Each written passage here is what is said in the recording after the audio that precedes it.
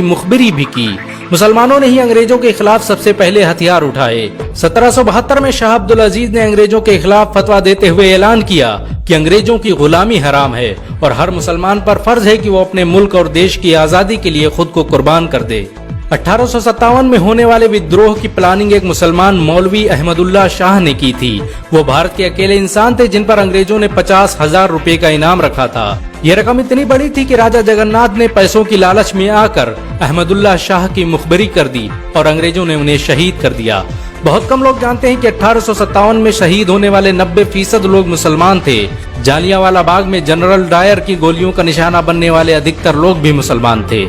भारत की आजादी का नेतृत्व करने वाले संगठन इंडियन नेशनल कांग्रेस के 9 से अधिक प्रेसिडेंट मुसलमान रहे। गांधी जी ने अफ्रीका में जहां वकालत की पढ़ाई की, वो कॉलेज भी एक भारतीय मुसलमान का था और वह जब भारत में आए तो उन्होंने आजादी के लिए अली ब्रदर्स के साथ काम करना शुरू किया जो कि मुसलमान थे।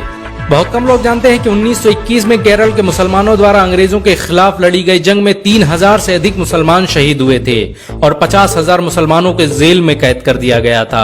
ये आंदोलन मोपला मुस्लिम आंदोलन के नाम से जाना जाता है। 1942 में शुरू हुए भारत छोड़ो आंदोलन की रूपरेखा मौलाना अबुल कलाम आजाद ने तैयार की थी।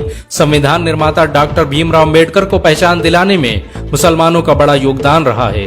1946 में जब भीमराव अम्बेडकर दलित होने की वजह से इलेक्शन हार गए तो बंगाल मुस्लिम लीग ने उन्हें मुस्लिम इलाके से इलेक्शन लड़ने की दावत दी।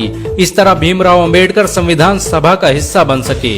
अगर मुसलमान भीमराव अम्बेडकर को इलेक्शन न जिताते तो उन्हें कभी भारत के संविधान को लिखने का मौका न मिलता। भारत की आजादी के लिए सबसे ज्यादा लेख, शायरी, गीत और किताबें मुसलमानों ने ही लिखी। अल्लामा इकबाल के जरिए लिखा गया सारे जहां से अच्छा आज पूरे भारत में गाया जाता है।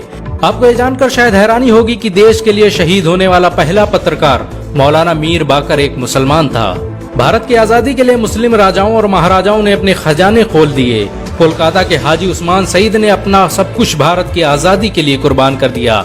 हाजी उस्मान की अमीरी का अंदाजा इसी बात से लगाया जा सकता है कि 1920 तक कोलकाता में बनने वाला हर स्कूल और हर बड़ी बिल्डिंग उन्हीं की थी। कोलकाता के पहले सुपर स्टोर कैश बाजार की बुनियाद हाजी सईद ने ही रखी थी, लेकिन बाद में उन्होंने अपनी सारी दौलत देश को दान कर दी और खुद एक किराए के घर में रहने लगे।